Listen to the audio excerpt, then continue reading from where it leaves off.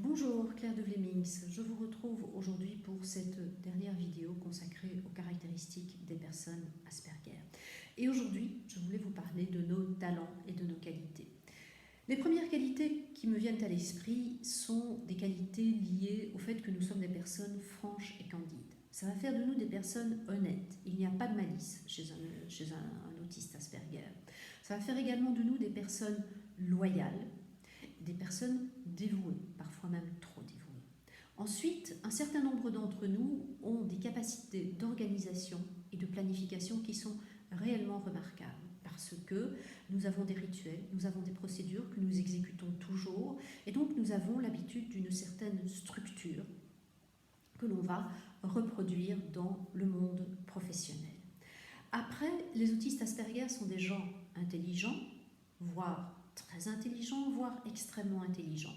Et on pense que les grandes découvertes qui ont fait progresser l'humanité sont dues au fait d'autistes Asperger ou de personnes qui étaient sur le spectre autistique. Je pense par exemple à Léonard de Vinci, dont on pense qu'il était autiste, à Einstein, et plus proche de nous, à Steve Jobs, qui présentait clairement des traits autistiques. Et si vous tenez aujourd'hui un smartphone ou une tablette entre vos mains, eh bien, c'est la contribution de Steve Jobs à l'humanité.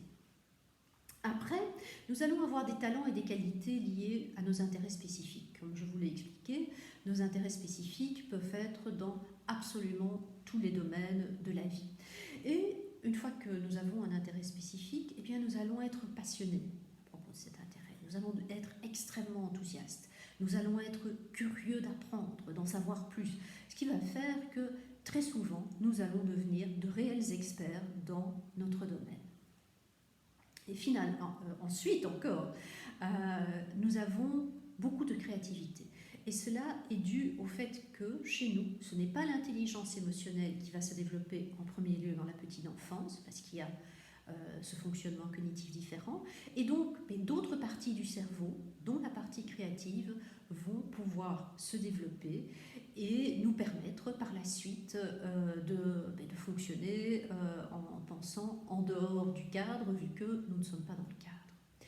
Et finalement, le dernier point que je voulais mentionner est que nous sommes des personnes extrêmement persévérantes et extrêmement résilientes.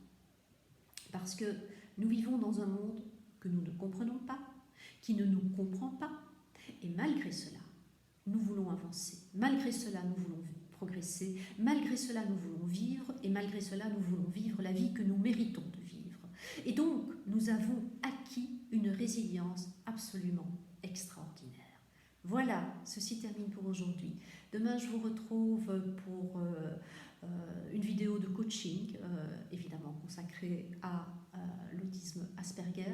Si vous avez aimé, likez, commentez, partagez et à demain.